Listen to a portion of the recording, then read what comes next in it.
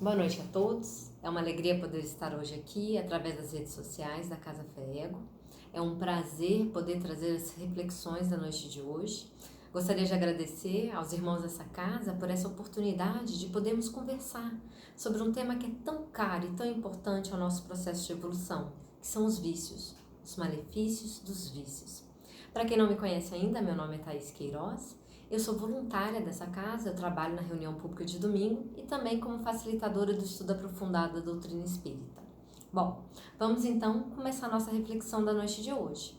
Nós vamos falar sobre os malefícios dos vícios, né? E para isso é importante compreendermos o tipo de planeta que nós estamos.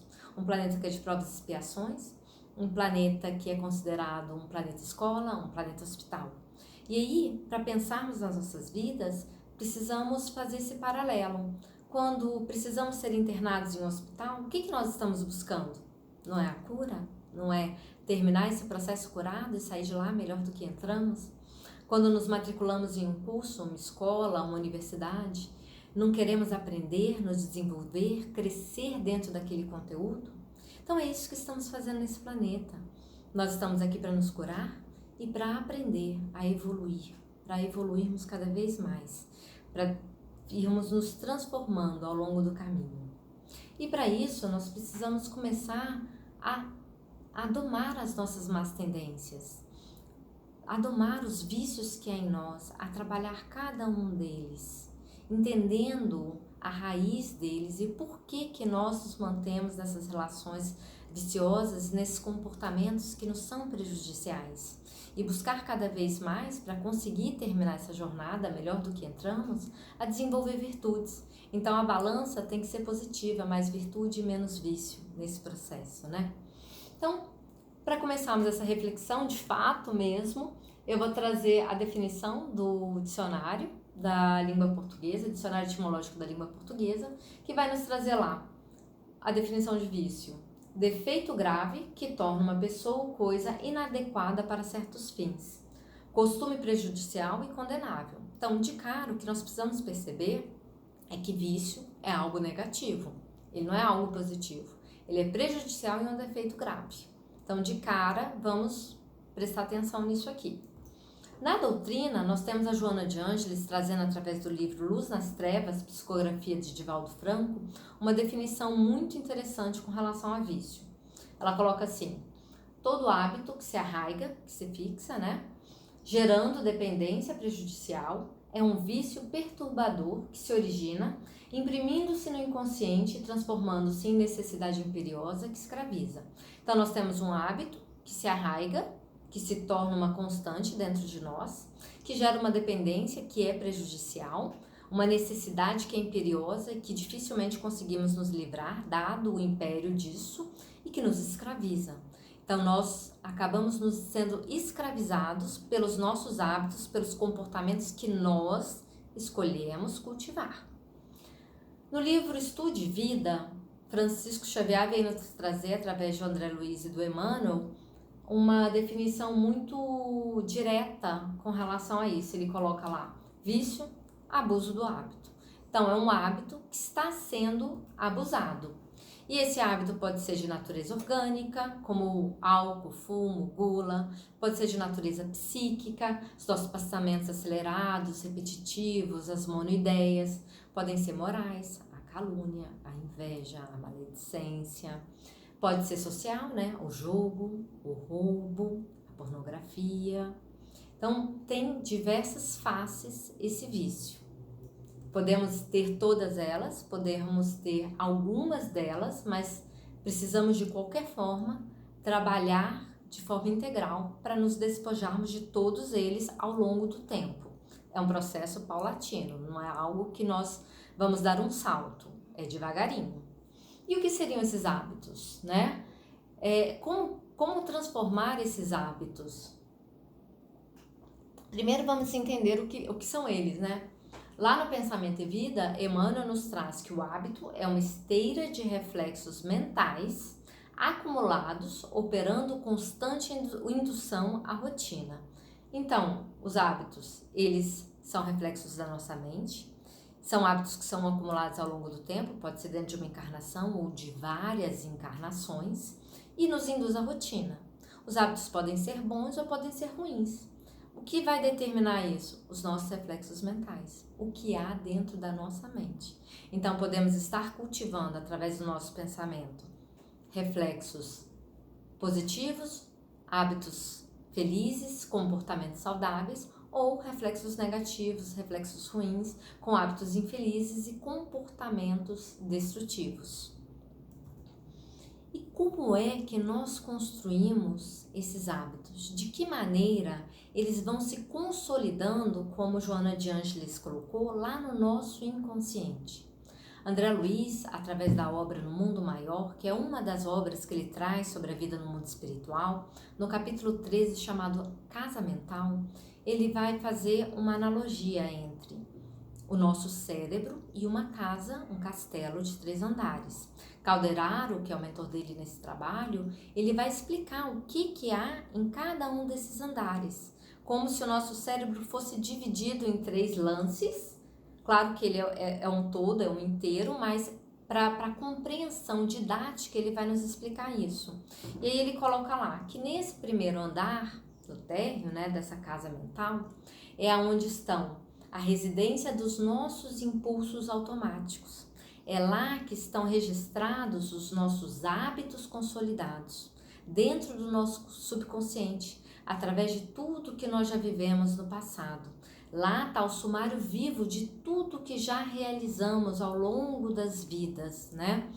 Então, encontramos lá os nossos instintos. O instinto de sobrevivência, mas também o instinto de destruição. No instinto de sobrevivência, para termos uma ideia de como é que isso funciona, é tão automático que nós não pensamos. Quem já se deparou, por exemplo, com um cachorro raivoso, não ficou pensando, o que eu faço agora? Correu. Se colocou numa posição de segurança. Até enquanto não chegou naquela posição em que se sentiu seguro, não parou. Então, o nosso reflexo nos leva a isso. A mesma coisa com relação a questões destrutivas. Quando alguém nos desafia ou nos chama para briga e nós, sem pensarmos, já revidamos, sem nos questionarmos se aquilo ali realmente vale a pena. Mas o nosso instinto de agressividade que ainda temos nos leva a colocar nessa posição de confronto. E é aí que precisamos refletir se realmente queremos continuar cultivando esse tipo de instinto, esse tipo de reflexo. Subindo um andar nessa casa, e vamos, para o segundo andar dessa casa mental, é o domínio das conquistas atuais, esse momento presente, é a nossa consciência hoje e agora. É onde nós estamos nos erguendo e nos consolidando, buscando edificar qualidades nobres através do nosso esforço e da nossa vontade. Então, é nesse momento presente que nós estamos adquirindo novas características, novos hábitos, novas atitudes, novos padrões mentais para podermos evoluir. Isso sempre canalizando nosso esforço e nossa vontade nesse tempo presente, com consciência e responsabilidade. E aí subimos para o último lance dessa casa, que é a casa das nações superiores. É onde está o ideal, é onde está a meta a ser alcançada desse ideal, de um espírito mais evoluído. É o nosso futuro, é onde está o nosso superconsciente e é onde nós queremos sempre chegar. Então, temos o primeiro nível, onde já está consolidado vários hábitos, através do automatismo e do nosso inconsciente, das nossas experiências passadas. Subimos um andar e aí nós temos o andar da vontade, o andar do esforço, o nosso presente, a nossa consciência do momento atual, e onde podemos transformar e adquirir qualidades nobres, buscando, almejando a casa das nações superiores, que é esse terceiro andar, onde queremos chegar nesse superconsciente, nesse futuro. E é importante registrarmos a dinâmica realizada nesses 3 níveis, porque eles não são estanques. Nosso cérebro ele não é estanque. Aqui é uma divisão de andares só por uma questão didática, mas ele não é uma separação estanque. Então nós temos no primeiro andar consolidados os nossos hábitos. Aí nós vamos para o segundo andar, que é onde está o presente, onde nós estamos construindo novos hábitos, novas qualidades. Almejando o terceiro andar, que é o das noções superiores. E aí, quando nós conseguimos fazer esse salto, essa mudança, esse hábito que nós construímos, ele tem que entrar no automático. Ele tem que se consolidar e aí ele volta aqui, para essa primeira casa, para esse primeiro andar. Não num movimento vicioso, né? Ele está num movimento, na verdade, de espiral. Que ele começa no primeiro andar, ele vai para o segundo andar, ele chega no terceiro andar. Ali nós consolidamos dentro de nós, das nossas noções superiores, o que nós queremos para consolidar esse hábito e retornarmos de novo aos hábitos consolidados e ir subindo nessa grande espiral de evolução. Então nós vamos através desse processo consciente e com esforço direcionado para evoluir e para crescer e para ir mudando esses pequenos hábitos que sabemos que são perniciosos para cada um de nós. E ao invés de simplesmente ficarmos retornando sempre para os mesmos hábitos, porque se não consolidamos através do terceiro andar, através desse segundo, através da consciência para se chegar ao terceiro andar, a nossa tendência é sempre voltar nesse vício, nesse processo vicioso, desse círculo vicioso de comportamentos destrutivos. E é fácil fazer isso, né? Não é, né, gente? A gente sabe que não é tão fácil assim, mas é impossível? Também não. Nós podemos, devagarinho, fazer isso, né? E essa resposta está lá no Livro dos Espíritos. Vem o Allan Kardec perguntar, na pergunta 909, poderia sempre o homem, pelos seus esforços, olha o segundo andar, pelos seus esforços vencer as suas más inclinações? Os espíritos nos respondem, sim, e frequentemente fazendo esforços muito insignificantes. E aí precisamos compreender que esses esforços muito insignificantes se referem ao fato de que nós precisamos fazer isso devagar. Se a cada dia nós fizermos um esforço pequenininho para nos transformarmos, são esforços insignificantes. Ao longo do tempo será um resultado enorme, mas fomos fazendo um esforço pequenininho de cada vez, insignificante, mas que no final das contas terá um grande significado. E ele continua lá. O que lhe falta é a vontade. Olha o segundo andar da casa lá do André Luiz. Ah, quão poucos dentre vós fazem esforços. De novo, o segundo andar, porque é através do esforço e da vontade que nós vamos nos transformando. E aí ele continua. Lá na pergunta 911, o Allan Kardec quer saber se realmente isso é possível. E ele insiste.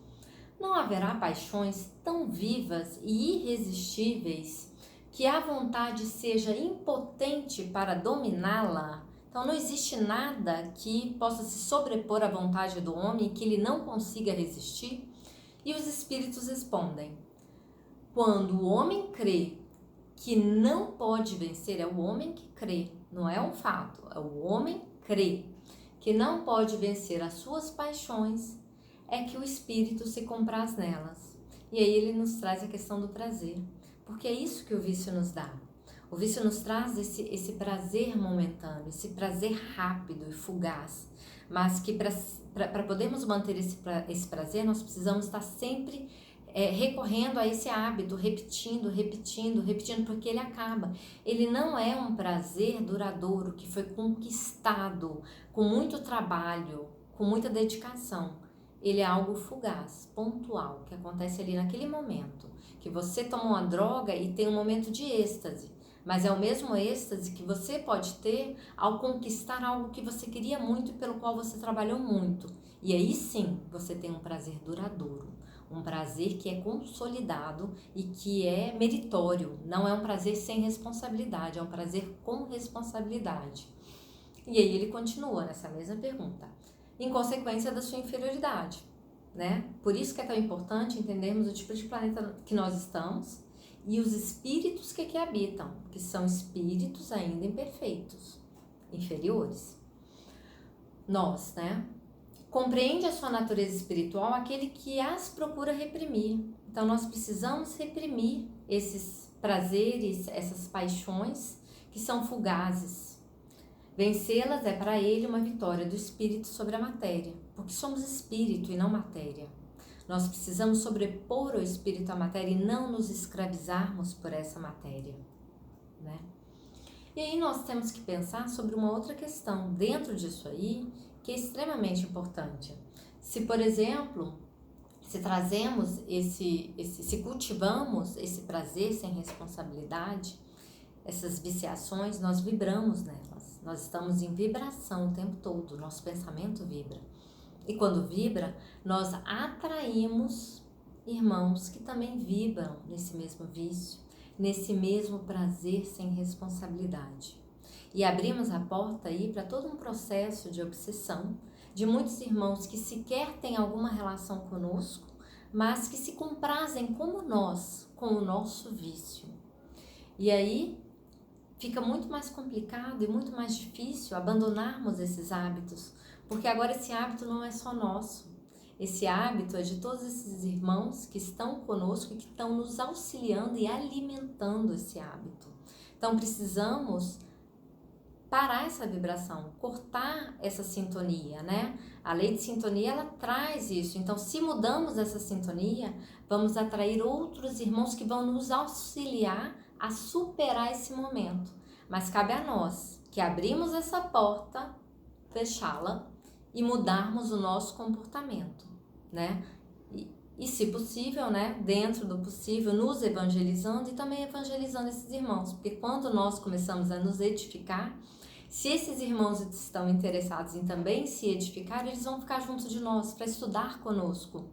Mas se eles não quiserem, eles vão se afastar. E aí vamos ter a oportunidade nesse processo de nos melhorarmos, de evoluirmos, de aprendermos.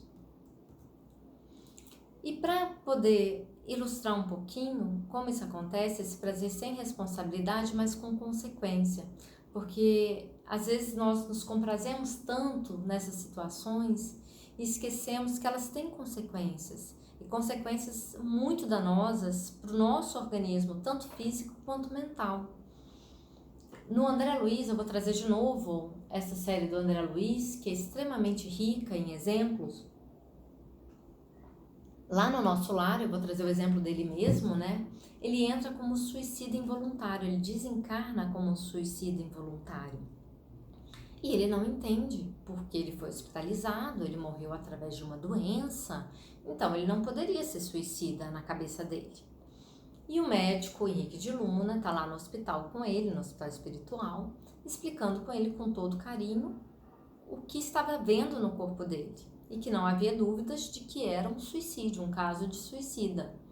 Ele coloca assim: todo o aparelho gástrico foi destruído à custa de excessos. Olha o abuso do hábito, né? À custa de excessos de alimentação e de bebida alcoólica. Aparentemente sem importância.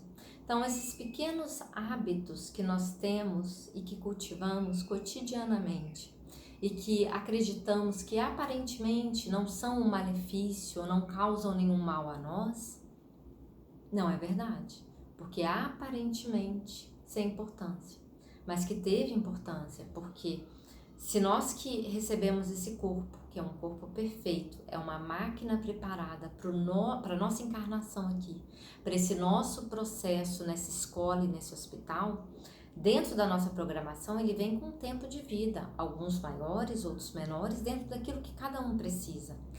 Mas se descuidamos dessa máquina, por desleixo, por cultivarmos vícios, comportamentos destrutivos, nós diminuímos o tempo que deveríamos estar aqui. E ao diminuir esse tempo, nós retornamos à pátria espiritual como suicidas, infelizmente. E aí vamos ter que recomeçar o nosso processo. Então vamos desde já começar a repensar nesses pequenos hábitos que passam despercebidos e que não damos muita importância, mas que têm consequência. O prazer pode ser até sem responsabilidade, mas tem consequência, né? Lá no Evangelho segundo o Espiritismo, no capítulo 9, bem-aventurados os que são brandos e pacíficos, eles vêm nos trazer a questão do mérito e da responsabilidade novamente dentro disso. Eles colocam assim: todas as virtudes e todos os vícios são inerentes ao espírito. Então nós adquirimos tanto os vícios quanto as virtudes. Nós cultivamos tanto os vícios quanto as virtudes. A não ser assim, onde estariam o mérito e a responsabilidade? Onde estaria o nosso mérito em adquirir virtudes e vencer as nossas más tendências? Onde estaria a nossa responsabilidade, o nosso livre-arbítrio? Usar responsavelmente o nosso livre-arbítrio se já fosse inerente, né? Se fosse algo que já vem conosco desde a criação. Não, é algo que nós vamos adquirindo ao longo do tempo. E ele continua lá, né? No livro no Evangelho segundo o Espiritismo. Não vos mostra a experiência a vós espíritas até onde é capaz de ir o poder da vontade novamente, pelas transformações verdadeiramente miraculosas que se operam sobre suas vidas. Então, quando realmente temos vontade de realizar algo, nós não conseguimos realizar e transformar. Quando direcionamos o nosso esforço, canalizamos o esforço e a vontade para um objetivo, nós não alcançamos. É a mesma coisa. E aí ele continua aqui. Compenetrai-vos, pois, de que o homem não se conserva vicioso, senão porque quer permanecer vicioso. É uma escolha, é uma questão de escolha. De que aquele que queira corrigir-se sempre o pode. De outro modo, não existiria para o homem a lei do progresso. Sabemos que existe a lei do progresso e que todos vamos progredir. Alguns podem até procrastinar isso, mas estamos subjugados à lei do progresso. Podemos andar mais rápido ou mais devagar, mas vamos andar, né? E a vontade? O que seria essa vontade que nós estamos falando tanto?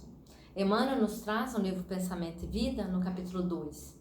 A vontade é a gerência esclarecida e vigilante, governando todos os setores da ação mental.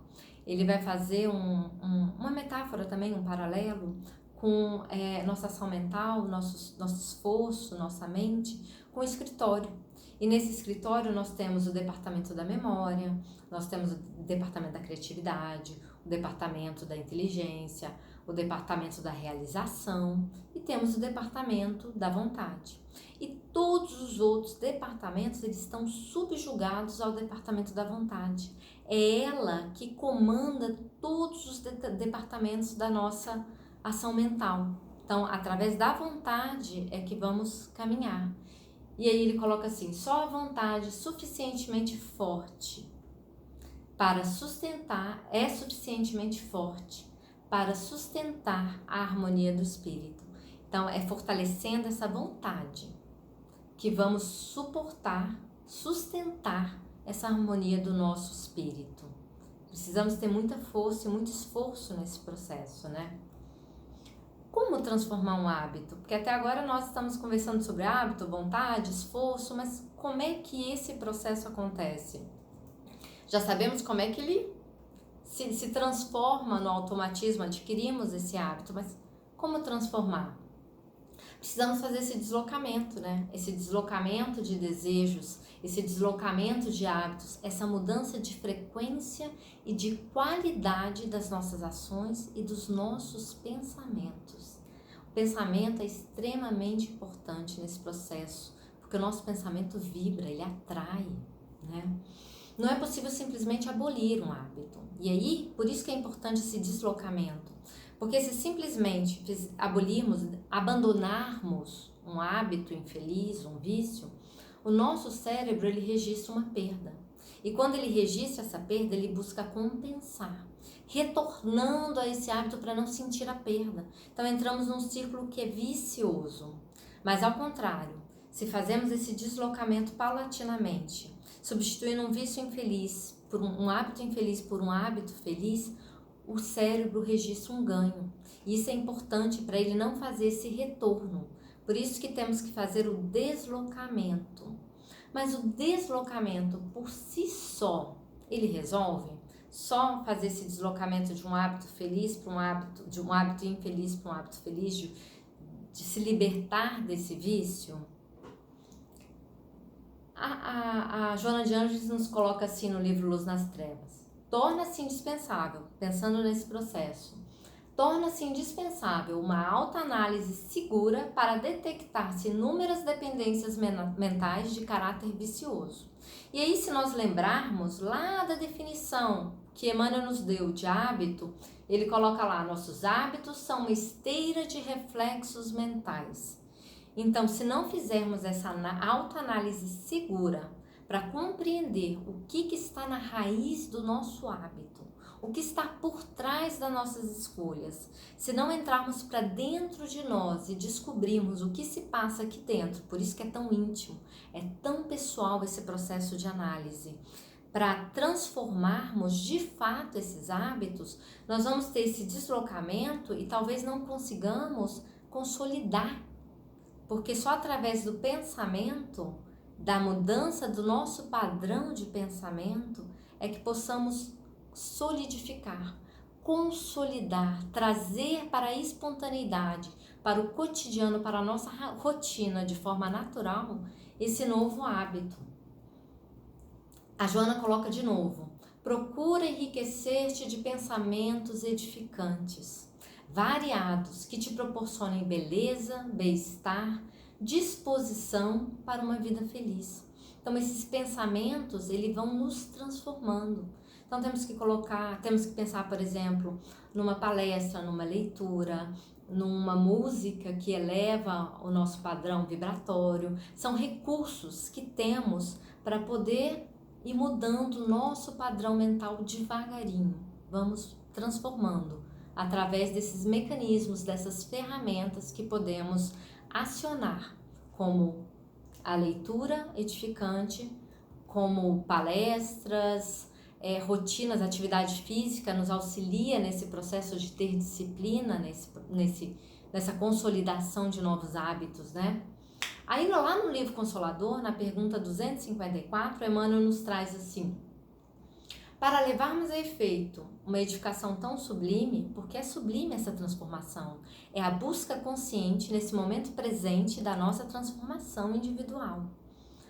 Para levarmos a efeito uma edificação tão sublime, necessitamos começar pela disciplina de nós mesmos, precisamos nos disciplinar.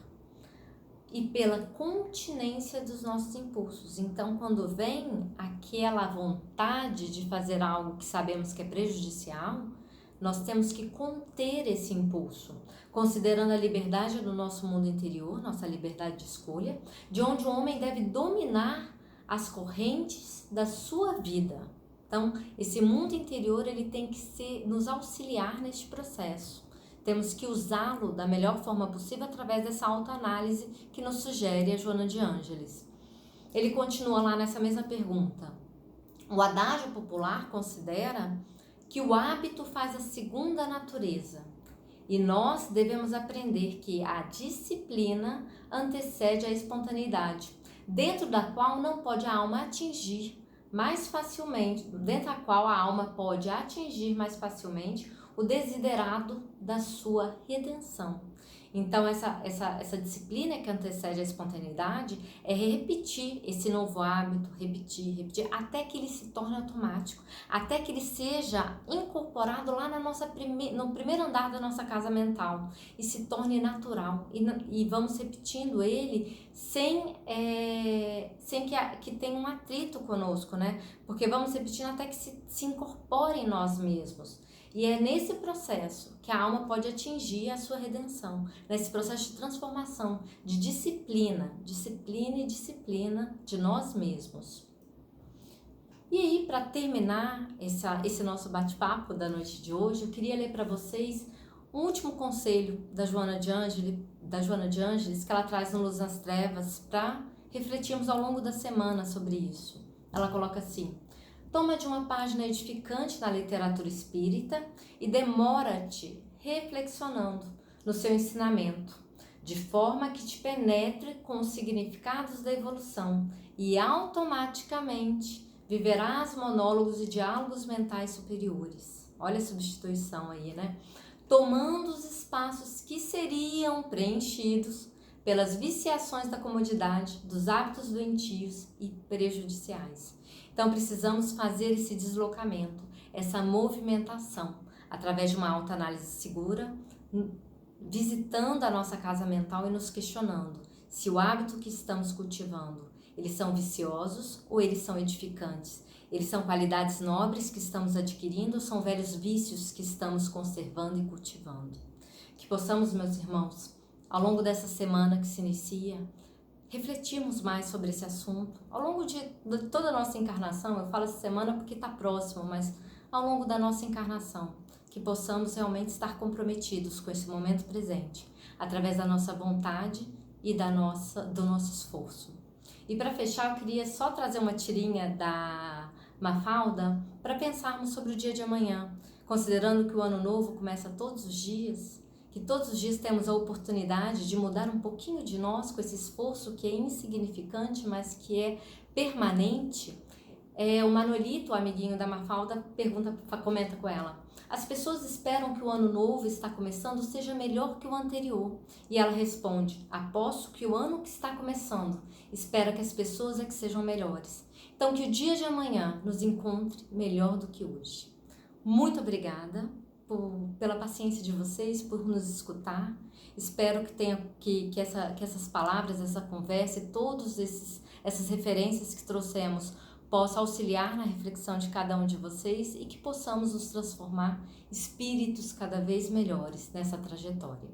Muito obrigada, uma excelente semana para cada um de vocês e boa noite.